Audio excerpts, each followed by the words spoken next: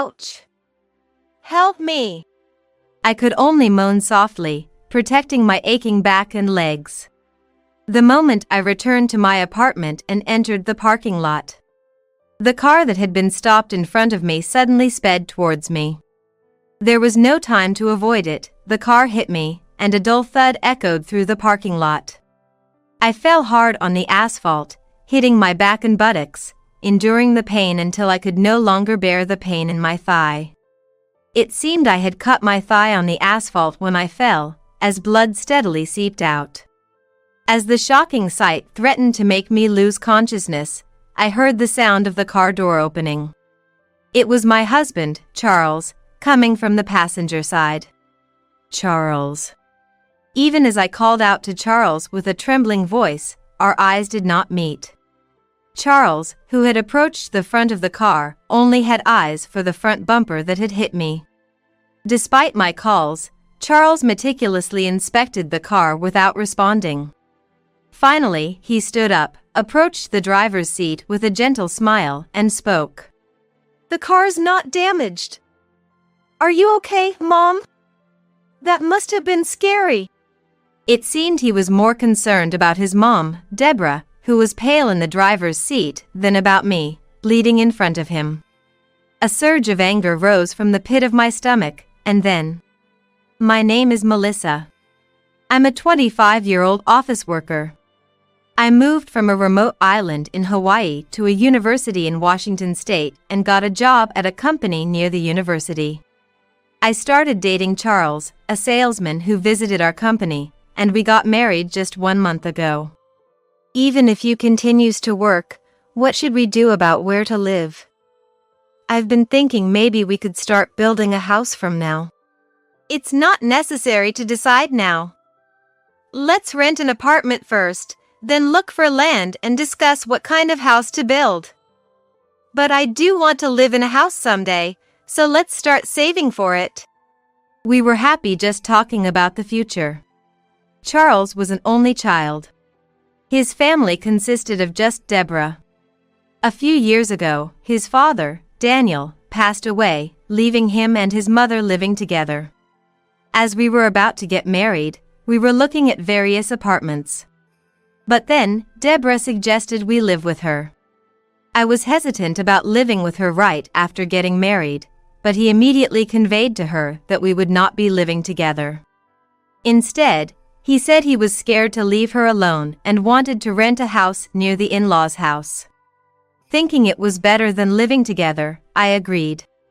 We rented an apartment within walking distance of the in-laws' house. Melissa, thank you so much. I'm glad to have you two nearby. After Daniel passed away, it was just Charles and me living together. I would have been scared if he left, too. Thank you, really. Thank you as well. I'm glad you're nearby. And this dinner is delicious. Thank you.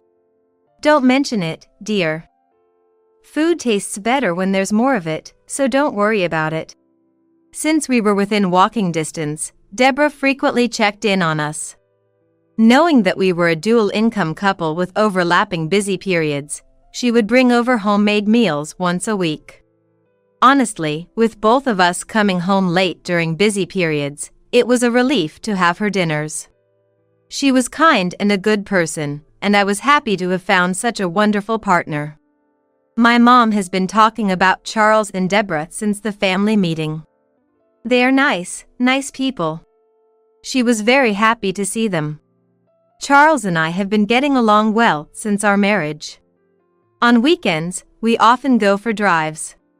He loves cars and drives a large one. You really love cars, don't you?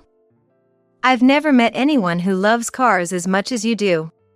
Do you think so?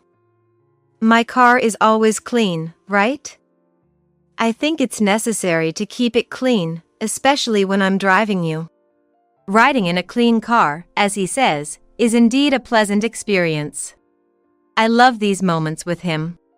I never doubted that things would continue this way forever. It was about a month after getting married that I began to feel our days together might be shattered. Mom! I'm not a child, stop it. I can eat by myself, I'm fine. But, look, if you hurt your hand, it wouldn't be good. You work with computers, so it's not okay. Even so. Melissa is here too. It's fine. We always eat like this, right? I'll do it for you. That day, Deborah came to our house with crab. She meticulously peeled the crab meat and handed it to him. I watched this scene from the kitchen, puzzled. He is the same age as me. There's no reason he can't eat crab by himself, and using a computer isn't a critical issue for him since his job is mostly outside sales. In fact, when we ate crab together, he peeled and ate it himself without any problem or injury. Charles, this one has a lot of meat. Here, open your mouth. It's okay. I can eat by myself. It's fine, it's fine. She cuddled up next to him, feeding him the crab. Honestly, I thought one didn't need to be that close to eat. From that day on, I started to notice how unusually close they were. And once I felt that, everything began to bother me. I'm going to take Mom to her class today. What? But we had plans to go to the movies this evening, remember? I even bought the tickets. I'm sorry. We can see the movie when it comes out on DVD or something. Since we've already bought the tickets, why don't you go see it by yourself today? Maybe it's not exactly being a mama's boy, but for some reason, he always seems to do whatever Deborah says. Not long ago, she suddenly wanted pizza in the evening. We had planned to go out for steak that day. We were all ready to leave when she called. I thought maybe the three of us would go for pizza, but he left me with, "Sorry, go have steak by yourself," and went to pick up Deborah. When I talked to him about it after he returned, he just said he'd be more careful next time. But nothing changed with him.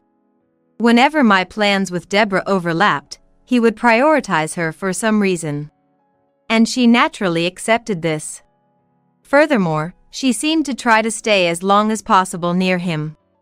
Apparently, at his request, Deborah started bringing dinner over more often, and their dinners together became more frequent. It became a routine once or twice a week. No matter how much I protested that it would be too much for Deborah, she insisted. "It's fine because we live close," without showing any sign of stopping.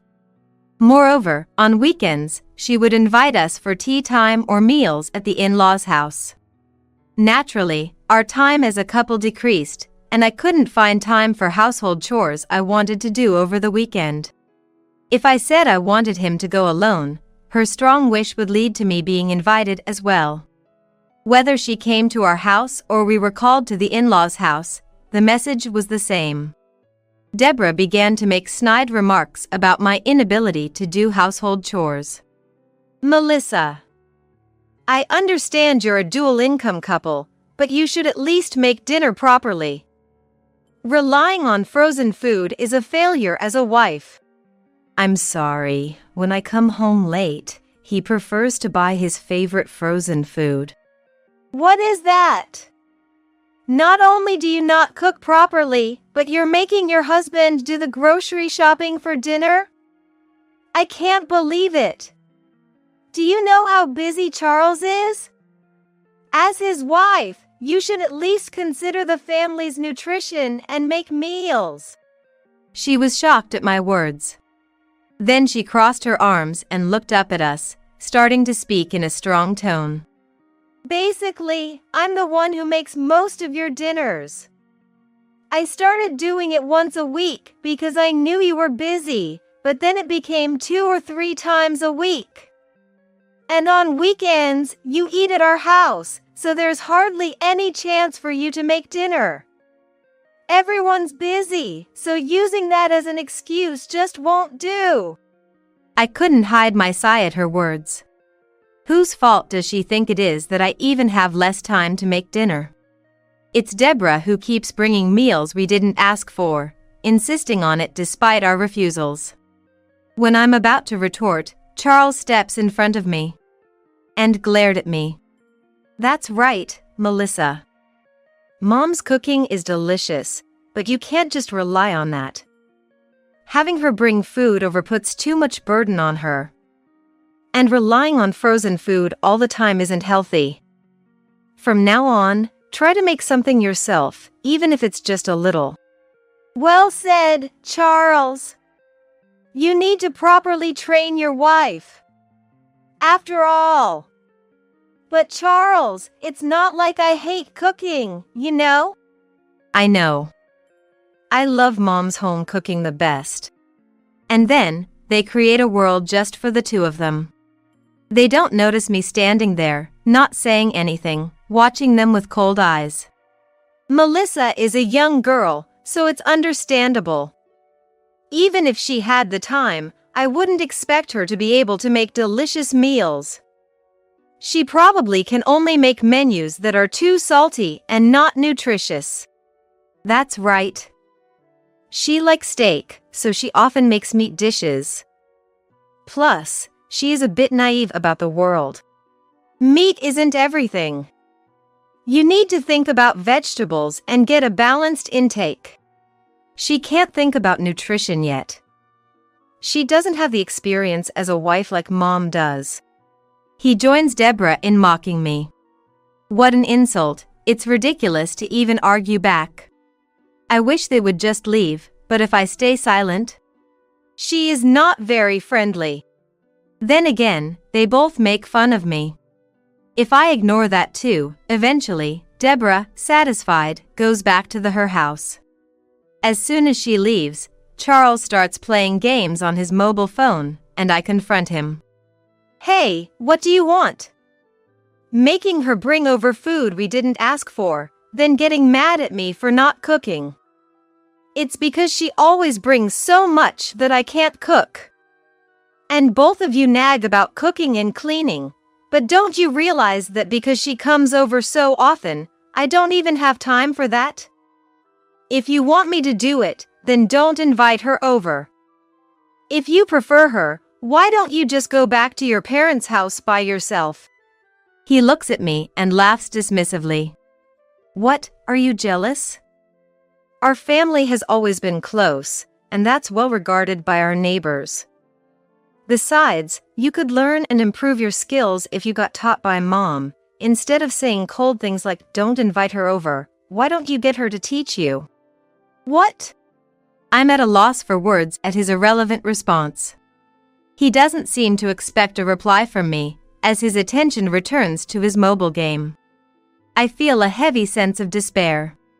He is no longer the man I once loved.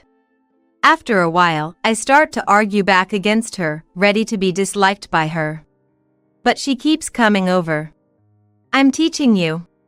And she keeps coming to us again. Finally, unable to stand it any longer, I refuse to let her into the house and clearly tell her it's a nuisance. She looks dumbfounded but then shouts back in anger. When I push her out and close the door, Charles comes home and joins her in storming into the living room to yell. And that seemed to be the last straw. She starts interfering in my job too.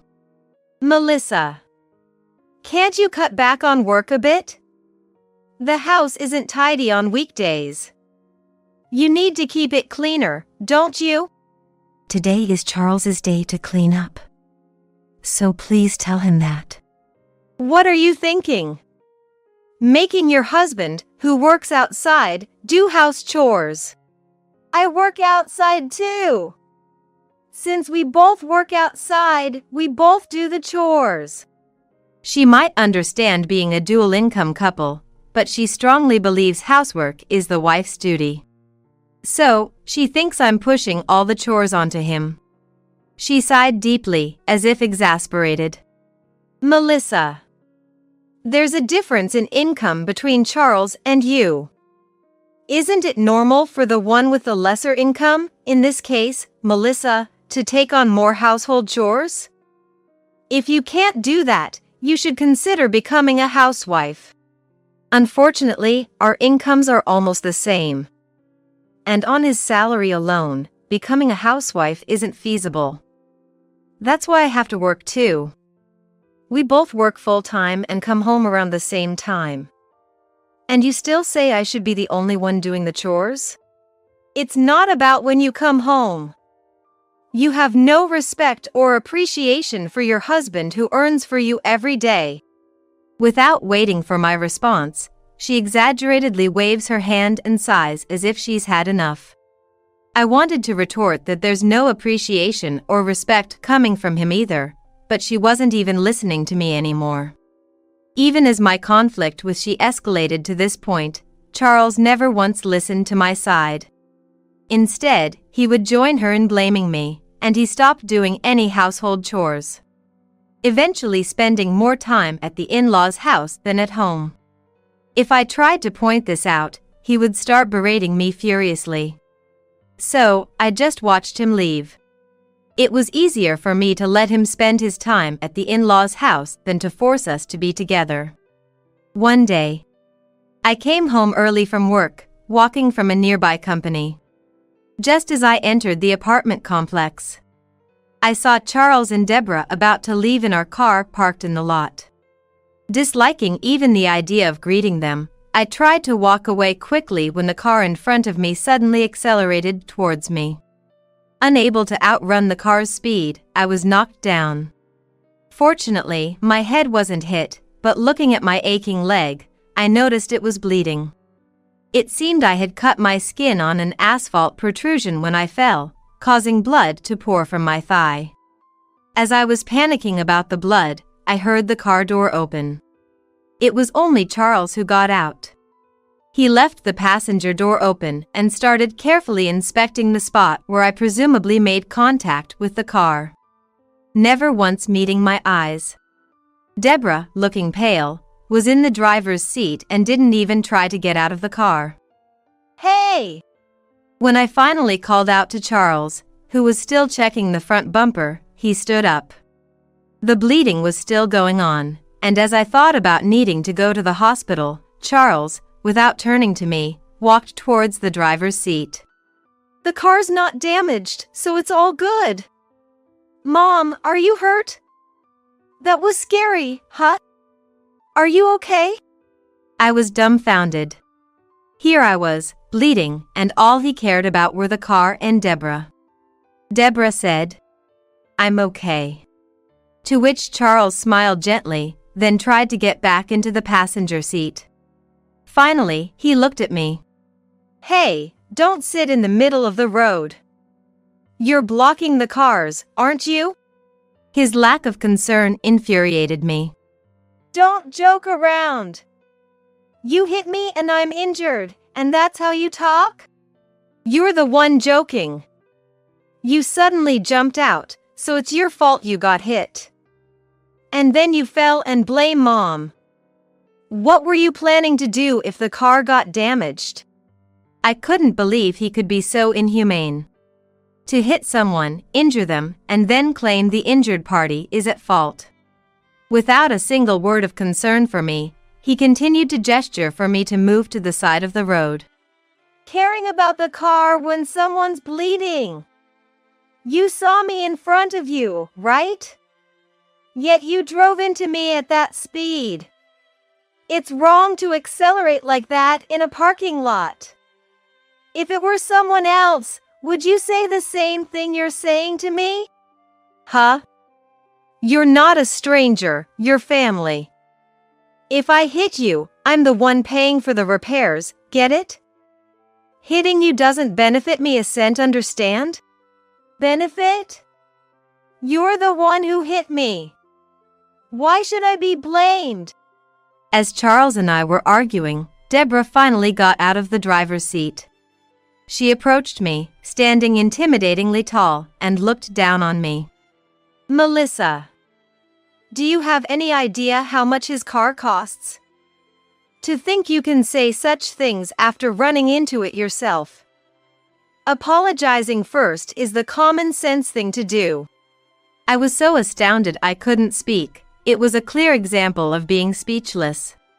Despite the car accelerating because she pressed the gas, She seemed to believe I was the one who ran into it.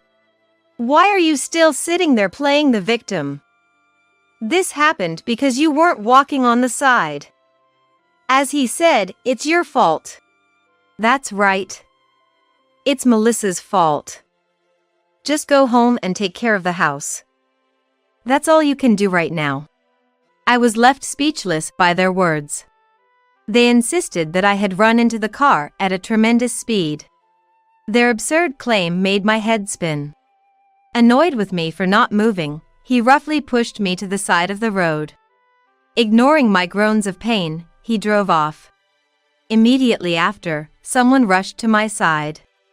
Are you okay? I've called the police. I'll get my car. Let's go to the hospital. The person who offered help was a colleague living in the same apartment complex. I realized she was off today and thought about borrowing a towel or something because my blood might stain her car, and then I felt dizzy again. It turned out I had lost too much blood. I realized this after receiving treatment in the hospital and explaining the situation to the doctors. I was told I would need to stay in the hospital for a few days. But I hadn't prepared for this. Even if I had to ask someone from home, I wasn't sure if he would be there. Even if he was, I didn't want to rely on him. Fortunately, there was a store inside the hospital, so I asked a nurse to prepare what I needed.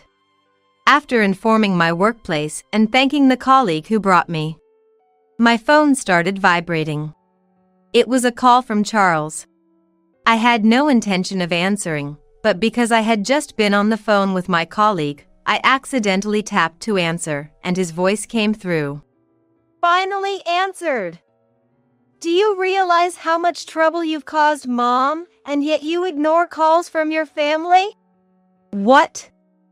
Who are you? My family doesn't include a hit-and-run driver. I retorted strongly to his words. What? Don't you start treating Mom like she committed a hit-and-run.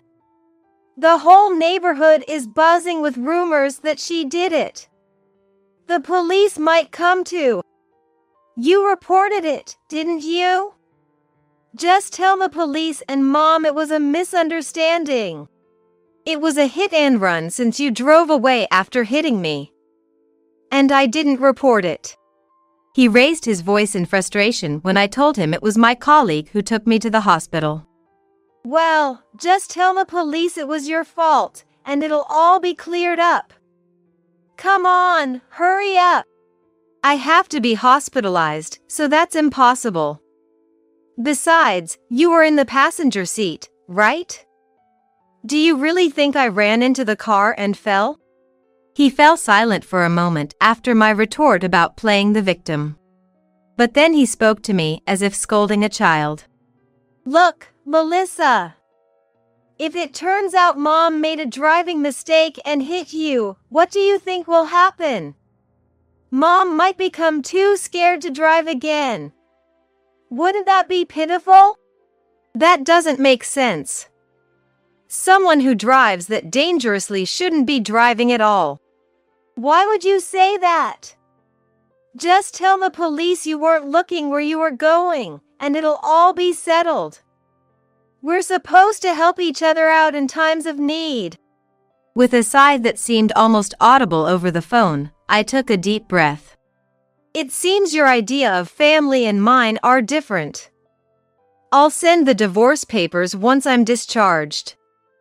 I'll be questioned by the police too, so I'm hanging up now. What? How does a problem between Mom and you lead to a divorce between us? With that, I hung up the phone. I took several deep breaths to calm my rising edge, and started planning my return to my parents' house while scheduling my next steps. I couldn't get back to my parents' house without flying. Although it was a distant place to rely on, I had no choice but to do so. I had been preparing for a divorce already, so packing my belongings wouldn't be a problem. I handed my house keys to my mom, who came to the hospital, and she agreed to collect my packed belongings during the weekdays. Then the police came for questioning. After the report, the apartment management company was contacted, and it seems the parking lot surveillance camera captured the moment I was hit. Knowing there was evidence, I was relieved to hear this could lead to Shia's arrest. By the time I was discharged from the hospital, Deborah had been arrested by the police. Apparently, when the police went to the in-laws' house to inquire, she attempted to flee by pushing an officer but was quickly apprehended. She was deemed a flight risk and immediately placed into a patrol car. As for me, I didn't return home but went straight to my parents' house with the luggage my mom had packed for me. Though I had to quit my job, I felt relieved to start fresh and look for new employment. The warm send-off I received when I visited my company to say goodbye and apologize might also be a reason for my positive outlook. A few days later, when I initiated a divorce through a lawyer, he categorically refused. Moreover, he showed up at my parents' house. My parents managed to block him at the entrance. Despite his repeated claims of misunderstanding, the evidence was clear, and there was no way Deborah's crime could be undone. My dad, furious at his incessant chants of family, slammed the door shut. This idiot! Never call our daughter your family again. Just go away! Despite this, he could still be seen from the window, trying to pry the door open. Suddenly, he turned around to find intimidating-looking locals, known for their imposing presence, staring him down. Seeing them approach, he jumped and ran off, likely trembling at the airport waiting for the next flight by now. Afterward, we were successfully divorced. It turns out not only Deborah, who was driving, but also Charles, who was in the car, were under investigation for hit and run. Unlike Deborah, who fled and was detained, he cooperated with the investigation and was allowed to remain at home, avoiding custody. However, my departure by plane raised concerns of him potentially fleeing, leading to his detainment similar to Deborah's. His willingness to accept my divorce request seemed like an attempt to show remorse. But, as long as the divorce was finalized, I didn't care much for the rest. The colleague who informed me about these events said Charles and Deborah had become the hottest topic among neighbors. The husband who cares more about his mother who hit his wife. The worst parent and child duo for a hit and run. A parent and child arrested together. They had become daily gossip. With Charles and Deborah now unreachable, I had no choice but to rely on my lawyer. But since I didn't want to see their faces anyway, it wasn't much of an issue. Going forward, dealing with their insurance company, the police investigation, and whether the prosecution would press charges would take time. I just hoped for a swift resolution so I would never have to contact them again.